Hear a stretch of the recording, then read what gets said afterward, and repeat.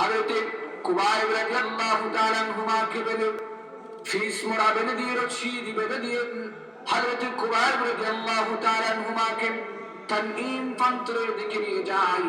হযরত রাসূলুল্লাহ সাল্লাল্লাহু আলাইহি ওয়াসাল্লামের প্রিয় সাহাবা হযরত কুবাইব কি যখন তানঈম প্রান্তরে নিয়ে যায়, হযরত সাঈদ ইবনে আমির আল-জুমাহি বলেন, আমার সকল শক্তি, চোখের সকল পাওয়ার হযরত কুবাইব রাদিয়াল্লাহু তাআলা আনহুমার দিকে।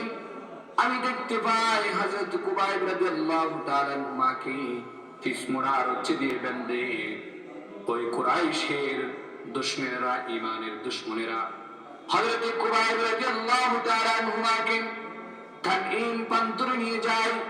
নিয়ে যাওয়ার পরে হযরত কুবাইব রাদিয়াল্লাহু তাআলা আনহুমাকে ঝুলিতে ঝুলানো হয়। ঝুলিতে ঝুলানোর পর হযরত কুবাইব রাদিয়াল্লাহু তাআলা আনহুমা বলেন, হে কুরাইশ বংশের শত্রুরা, ঈমানের শত্রুরা, শোনো, তোমরা আমাকে 2 রাকাত নামাজ পড়ার সময় দিয়ে দাও। সময় দিয়ে দেওয়া হলো, নামাজ আদায় করলো। আদায় করার পরে আমি দেখতে পাই হযরত কুবাইব রাদিয়াল্লাহু তাআলা আনহুমা তাদেরকে বলেন, তোমরা যদি এই ধারণা পোষণ না করতেন, আমি কুবাইব রাদিয়াল্লাহু তাআলা আনহুমা তোমাদের মৃত্যুর ভয়ে, তোমাদের মায়ের ভয়ে আমি নামাজকে দীর্ঘায়িত করেছি।